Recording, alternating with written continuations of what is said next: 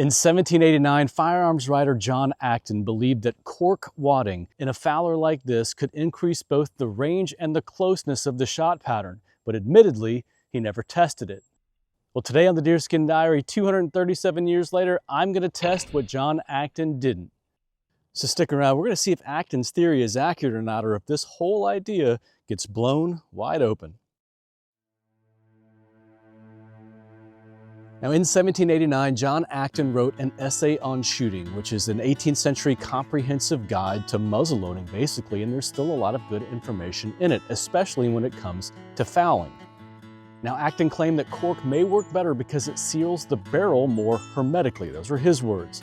And today, that's what we're putting to the test. In this context, hermetically meant sealed in an airtight manner. And the theory is that cork may seal the bore more tightly than other types of wadding, improving the efficiency and potentially tightening the shot patterns. Now, for those that aren't familiar with some of the terminology in fouling or muzzleloading shotguns, what we have to do first is load the powder like normal, and then we're going to load what's called the wadding. And the wadding is the piece that sits between the gunpowder and the shot. And the shot can be anything from smaller bird shot all the way up to larger buckshot. And then we put something over the top of that that keeps it from rolling out the end of the barrel. And what we want is wadding material that conforms to the barrel enough to provide some back pressure when the powder ignites, but we don't want it to be so rigid or have so much back pressure that the charge of powder blows right through the shot pattern. That would create a donut in the target, and that's what we're trying to avoid. We want the shot pattern to stay as close as possible at the farthest distance as possible. Think of something like a turkey or a goose or a duck or something like that that you're shooting flying through the air or walking along the ground. We want that shot pattern to stay tight so we hit as much shot on the animal as possible, making it more efficient and more humane. Acton described it as the following principle. The wadding should therefore be of a soft and tractable material, but at the same time of sufficient consistence to carry the shot in a body to a certain distance from the muzzle of the piece. Now, there are different types of wadding that we can document to the 18th century in large part thanks to this book, and Acton's preferred material was what he called hat. As a matter of fact, he preferred it so much he mentions it multiple times throughout the book. And what is it, you might ask? Well, it's nothing more than literally old pieces of felt hat cut out to the diameter of the bore. And after that, it was soft brown paper, which he recommended because it would mold to the barrel.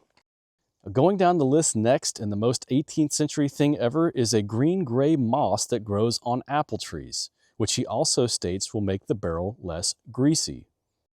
He goes on to state that tow, or the byproduct of linen making, is as good as the moss, but loose wool is, quote, nothing worth. And lastly, we'll move on to cork, which Acton states that, quote, a cork wadding has been extolled for the virtue of increasing the range and closeness of the shot of pieces. We have not made the experiment, but it seems probable that a wadding of cork adapted to the caliber of the piece may produce a greater effect than a wadding of paper. In this respect, that by stopping the barrel more hermetically, it prevents the elastic fluid produced by the explosion from the powder from escaping in any way between the partition of wadding and the charge, and it preserves all its force to the mouth of the gun. These principles have been already applied to the wadding of hat, and to which therefore we refer the reader. So that's the test, to see if cork works better. What we want to see is greater consistency and closer tightness of shot.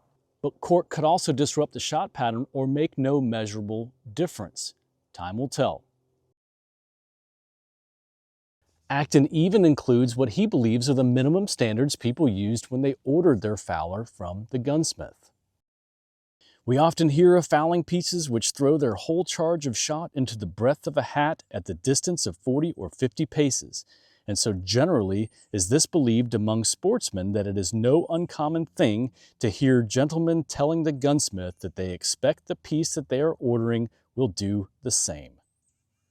Now, there's a lot to unpack in that statement. First, let's unpack the gun itself. Now, mine is a Kibler Fowler kit. I put this together a couple of months ago. It's 20 gauge, and all I did on the wood was sand it out, finish it out, maybe add a little bit to the carving here and there, and finished it with nothing more than boiled linseed oil. This is a walnut stock finished with boiled linseed oil. I filed and sanded down the barrel in places to remove some of the tooling marks. Other than that, it's completely left in the bright, which I think is a very common finish for these 1700s, especially the late 1700s style guns. Now in the 18th century, a pace is defined as every time a man's foot hits the ground. My 18th century pace is 24 inches, so 40 paces is 27 yards by my estimation. But we'll keep it simple at 25 yards to the target. But defining all that keeps us in the spirit of how these guns were used. All right, let's talk about how we're going to load this thing and what we're going to shoot at. So the target itself is a cardboard target. Acton talked about the breadth and width of a hat. I literally took an old wool felt hat and drew a rough circle on the target and painted the inside of it.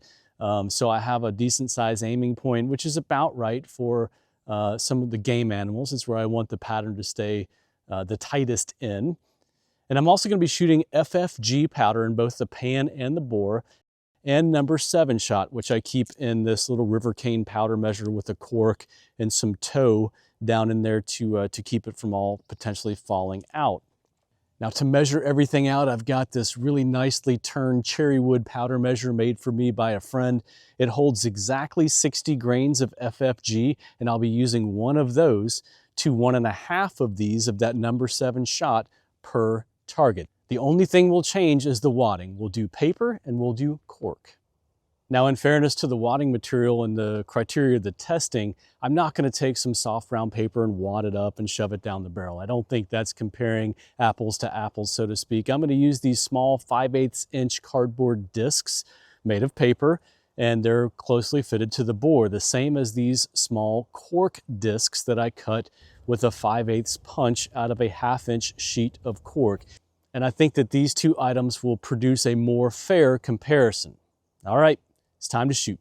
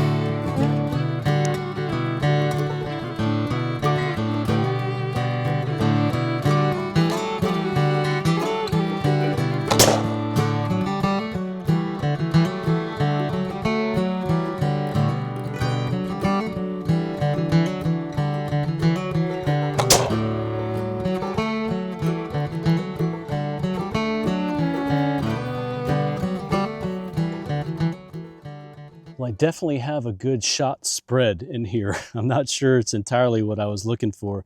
Not too terrible inside the circle here. I don't see any real obvious donuts, but overall not terrible. Like I said, I don't see the donutting, but I also don't necessarily see the tightness of the pattern I was hoping for. So let's see if the cork does any better.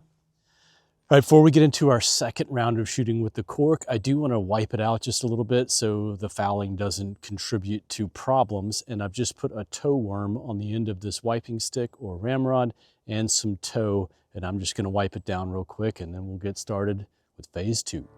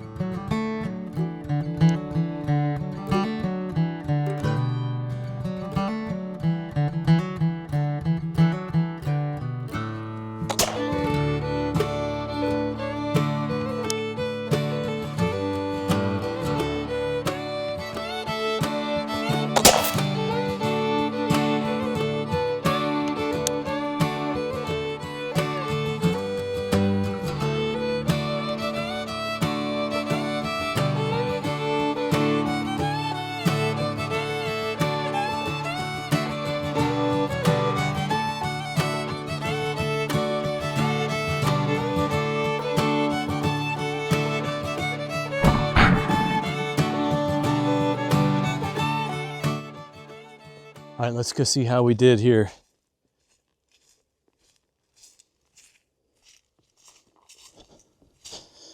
Let me get the camera set up here.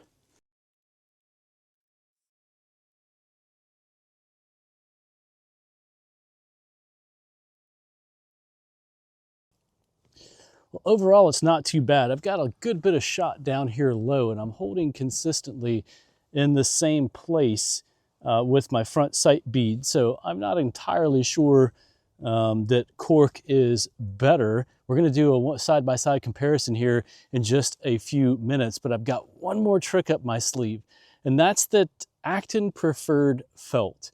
And I've got some felt wadding that approximates the diameter of some old fur or wool felt hats. So I'm going to shoot 3 more shots at a new target with that felt wadding, and let's see if it's the best like Acton thought, or at least the best out of my Fowler. All right, bonus test here. I've got these felt wads already ready to go. We're gonna load this thing up, give it 3 more rounds at a brand new fresh target here, and we'll see felt, paper, or cork. Which one fared better for me today, given these test parameters?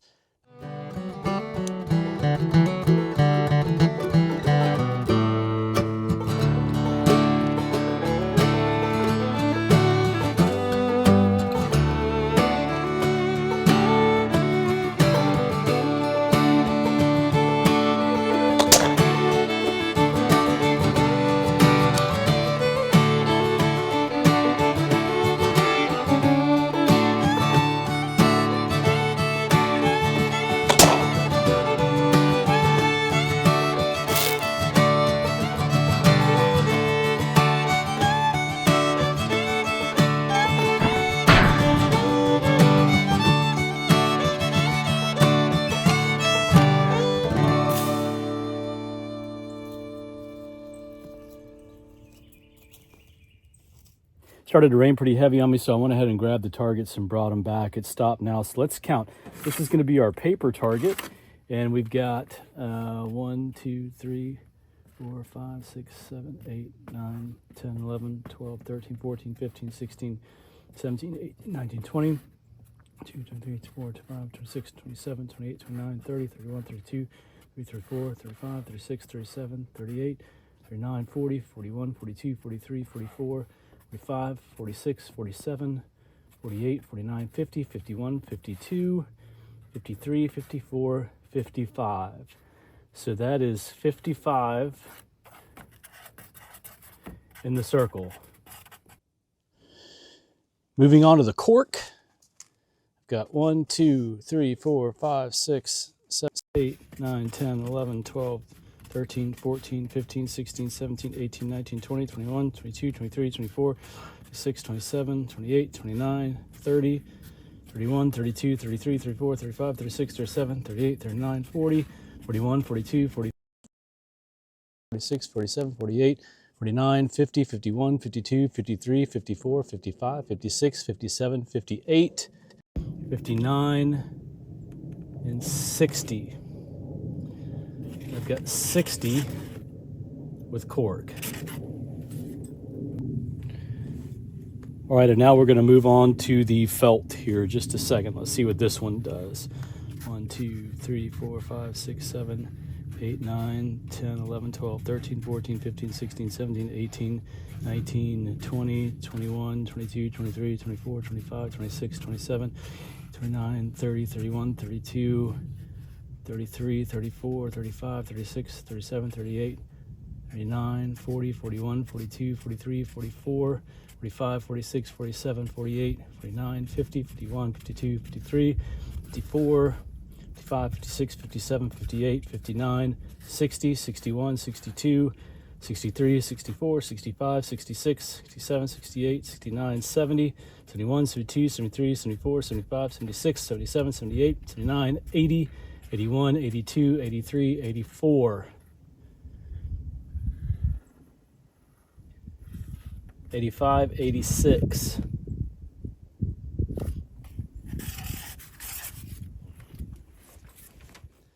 Well, it looks like there was a difference after all. It looks like felt is indeed the best wadding based on the parameters that I put on this test, followed by cork, which Acton never tested, and finally paper. But what's truly remarkable is that in the 18th century, these shooters were already thinking about adapting different pieces of technology together to improve the outcome. They were pushing the limits of what they had. Now there's one more type of wadding that I didn't cover today, and that's wasp nest, and I do use some of that. Yep, it's exactly what you're thinking about. Just when the wasps aren't home, reach up and grab it, and you can tear off pieces of it. It's sort of like paper. I can't document that yet to the 18th century, and I'm asking you out there, if you can, please write in the comments where you found it.